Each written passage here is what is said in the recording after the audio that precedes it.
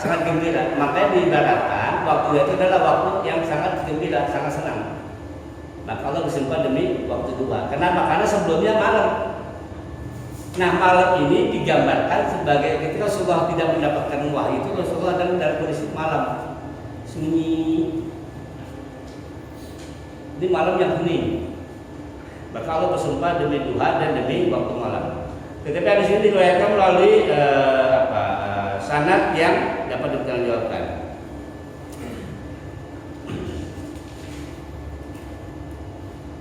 Imam Ahmad mengatakan ya dalam sebuah hadisnya dari Jundub bin Junada bahwa menceritakan bahwa Nabi SAW mengalami sakit selama 1 atau 2 malam hingga beliau tidak melakukan qiyamul lail. Jadi Rasulullah itu sakit selama 1 atau 2 malam hingga tidak qiyamul lail. Maka datanglah kepada seorang wanita dan berkata, "Hai Muhammad, menurut hematku setahu setan itu tiada lain dan telah meninggalkan." Ini ucapan mujadil. Jadi karena Rasulullah sakit itu kan nggak pernah qiyamul lail lagi, udah sholat. Ini mujadil ngomong, yang Muhammad setan udah meninggalin dia. Allah dibilang setan, masa-masa Ummu Jamil. Ummu Jamil itu adalah istrinya Abu Lahab. Itu kan kencing ya. Apa kalau bahasa Jawa ya Pak? Bule. Kalau bude kan ya bude ya. Pokoknya bibi lah ya. Maksudnya malaikat yang membawa wahyu kepadanya. Lalu Allah berfirman dan menurunkan ayat wadduha wa lailin saja ma wada'aka rabbuka wa ma qala. Demi waktu matahari sepenggal naik dan demi malam apabila telah sunyi, Tuhanmu tiada meninggalkanmu dan tiada pula membencimu. Ya. Nah pada ayat ketiga sebutkan mawadda'aka rabbuk. Tidaklah Allah itu atau Tuhanmu itu meninggalkanmu. Tidak, Allah tidak meninggalkan karena tidak pernah dapat wahyu, disangkanya Allah meninggalin dia. Kata Allah membantah, mawadda'aka. Aku tidak meninggalkanmu. Wa ma qala, dan tidak juga benci. Nah, yang perlu kita sikapi di sini. Di situ artinya apa? Mawadda'aka wa ma qala, meninggalkanmu dan membencimu. Ada bunyi di situ ya. Nah, padahal kalau kita lihat kalimatnya, qala itu nggak ada ka-nya. Kalau mawadda'aka, ka itu adalah dhamir mukhatabah, menunjukkan kepada kamu. Allah tidak membencimu, tapi pada wa ma qala itu tidak ada kata ka-nya. Kalau Allah membencimu saja qolaka. Tapi di situ Allah tidak mengatakan kata ka. Artinya apa? Allah itu tidak pernah membenci makhluknya.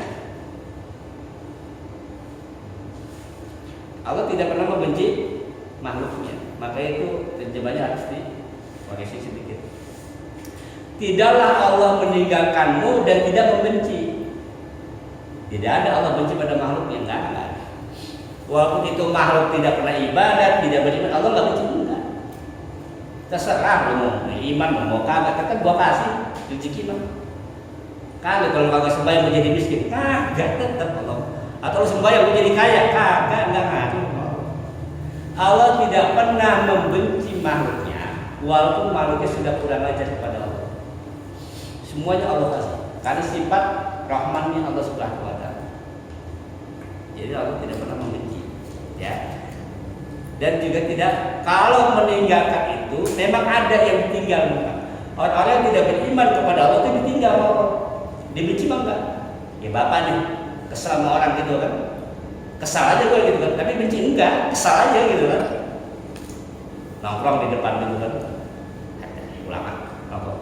Kesal gue, enggak, gue enggak marah, gue enggak benci, kesal doang. Allah tidak pernah membenci hamba, tapi meninggalkan dia. Siapa yang ditinggal oleh Allah? Orang yang tidak beriman kepada Allah nanti akan ditinggal, terutama nanti di yaumil akhir, jadi kiamat. Nah, ini membantah omongan orang kafir Quraisy bahwa Allah sudah ninggalin Muhammad. Padahal enggak. Ma wadda'aka rabbuka wa ma.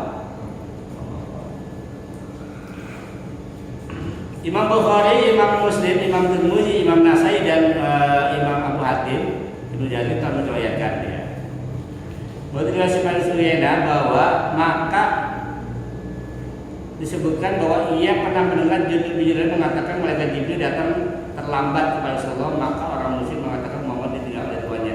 Maka itu dibantah oleh kalimat tadi.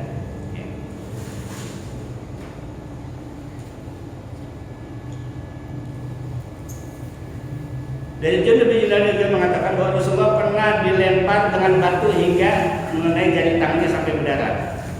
Maka beliau mengucapkan kalimat hal anti illa usbu'an jamit wa fi sabilillah malakin. Tiadalah engkau selain dari jari tangan yang berdarah di jalan Allah pada engkau mengalami. Ini ucapan kepada si siapa si Ummu Sulaim Ummu Jamil ya. Selama 2 atau 3 malam tanpa qiyamul lail seperti tadi. Ini masih berkaitan dengan nah dia pada ayat 1 sampai 3 bahwa Allah itu menjelaskan walail idza saja itu kan malam isinya artinya begini Muhammad. Kalau bahasa kita nih menerima wahyu itu berat.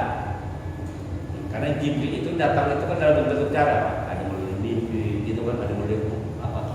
Jibril itu kalau datang tuh ciri-cirinya bisa datang melalui mimpi, bisa juga nyamar sebagai seorang sahabat, bisa juga kadang kalau datang itu ada suara kayak suara berbicara gitu. Jibril kalau datang. Setiap kali ayat turun pasti ada perintah. Setiap ayat turun pasti ada perintah. Allah pengen Rasulullah istirahat dulu, gitu maksudnya kata Allah itu.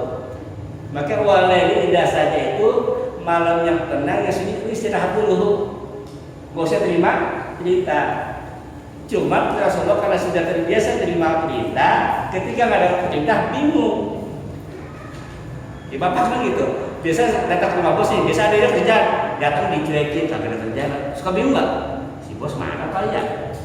Kenapa ya? Gitu loh. Itu diambil oleh Rasulullah. Padahal kata Allah, lu tuh capek, mat istirahat dulu beberapa hari. Enggak, saya nggak tinggal kata Allah. Allah itu tidak meninggalkan, juga nggak benci. Allah itu nyuruh Nabi Muhammad untuk istirahat. Ya begitu. Kalau sebagai ulama mengatakan ada tafsir bahwa tidak turunnya wahyu itu Allah memberi kesempatan Nabi Muhammad untuk istirahat.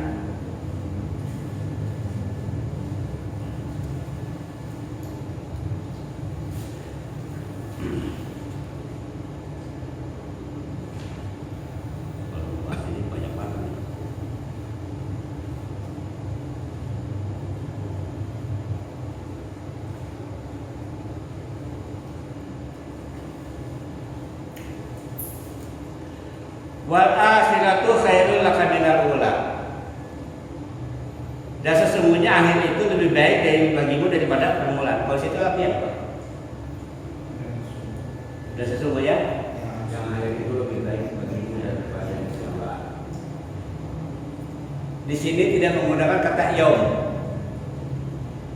Kalau yaumul akhir berarti hari akhir kiamat. Ini menggunakan wal akhiratu khairul laka minal ula. Artinya sesungguhnya yang akhir itu lebih baik daripada yang permulaan. Biasanya gini Pak, kalau bahasa kita mah berakit-rakit ke hulu bilang-bilang biasanya babak bulu dulu kan datang gitu kan. Kenapa nanti kedepannya Allah akan kasih kamu apapun yang kamu inginkan. Ya sekarang mah susah-susah aja dulu. Ya. Wal akhiratu khairul laka minal ula. Sesungguhnya negeri akhirat itu lebih baik bagimu daripada negeri ini. Nah, sebagai ulama mendapat demikian. Karena itu Rasulullah adalah orang yang paling zuhud terhadap perkara dunia dan paling menjauhinya serta paling tidak menyukainya. Maka Rasulullah itu dunia itu dibilangnya apa ya? Cuma kan. Karena Rasulullah SAW suatu saat tidur apa? Tidur di atas tikar. Nah, tidur di atas tikar, ada sahabat melihat sampai ini cetak apa namanya bekas gitu stikernya.